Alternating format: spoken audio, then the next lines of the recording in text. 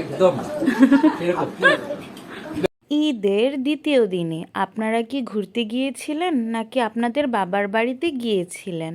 আমি তো আমার শ্বশুরবাড়ির আত্মীয় স্বজনদেরকে নিয়ে খুব সুন্দর একটি সময় কাটিয়েছি, তাও আবার আমার বাসায়। তো তাদের জন্য কি কি আয়োজন করেছিলাম আর আমরা সারাদিন কি কি করলাম তাই নিয়ে থাকছে আজকের ভিডিও। খুব সকালে ঘুম থেকে উঠে এখানে আমি রান্না বান্না শুরু করে দিয়েছি। যেহেতু ঈদের দিন অনেক রাতে বাসায় ফিরেছিলাম, তাই রাতে আর কিছু রেডি করতে পারিনি। তার জন্য সকাল থেকে লেগে পড়েছি রান্না বান্নার কাজে। এখানে আমি কলিজা ভুনা আর চিংড়ি মাছটা ভুনা করে নিচ্ছি, কারণ আমি অলরেডি রোস্ট, গরুর মাংস আর ডাল রান্না করে ফেলেছি। তাই এখন আমি কলিজা ভুনা আর চিংড়ি মাছটা রান্না করে নিচ্ছি। রান্নাগুলো যখন কিছুটা হয়ে এসেছে তখন আমি চলে আসি রুমগুলোকে একটু গুছিয়ে নিতে, কারণ অলরেডি দুপুর হয়ে গিয়েছে, যে কোনো সময় মেহমান চলে আসতে পারে, আর মেহমান আসলে কিন্তু অগুছালো রুম একটুও ভালো লাগে না। এই তো রুম গোছানো শেষ করে চলে আসলাম আবারও রান্নাঘরে, কারণ এইদিকে আমি পোলাওটা বসিয়ে দিয়েছি, সেটাই একটু দেখে নিচ্ছি।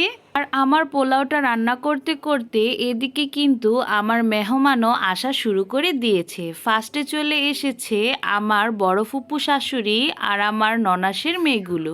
সবাই চলে আসার পরে এখানে কিন্তু আমি খাবারগুলোকেও রেডি করে দিয়ে দিয়েছি, কারণ তারা অনেকটা সময় লেট করে এসেছিল।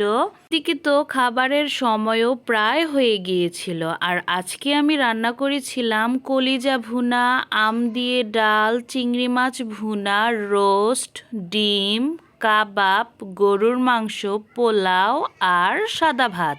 আর এই তো সবাই খেতে বসে পড়েছে। সেই দিন কিন্তু আমরা সবাই একসাথে খেতে বসেছিলাম। বাচ্চারা আর ফুপুরা সবাই উপরে বসেছিল, আর ভাইয়ারা আর আপুরা নিচে বসেছিল। কেমন হয়েছে ভাই বলেন? একদম হ্যাঁ, আজকে মিন্টু ভাই রোস্ট খেয়েছে আমার। এই তো খাওয়া দাওয়া শেষ করে এখানে আমরা সবাই বসে রেস্ট নিচ্ছিলাম আর আড্ডা দিচ্ছিলাম। আসলে পরিবারের সবাই অনেক দিন পর একসাথে হলে যা হয় আর কি।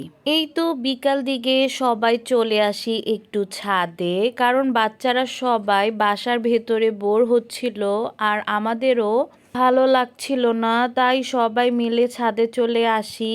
আর এখানে এসে অনেক সময় ধরে আড্ডা দেই, ছবি তুলি, ভিডিও করি। আর বাচ্চারা তো এখানে এসে মহা খুশি, তারা এখানে খেলাধুলা শুরু করে দিয়েছে।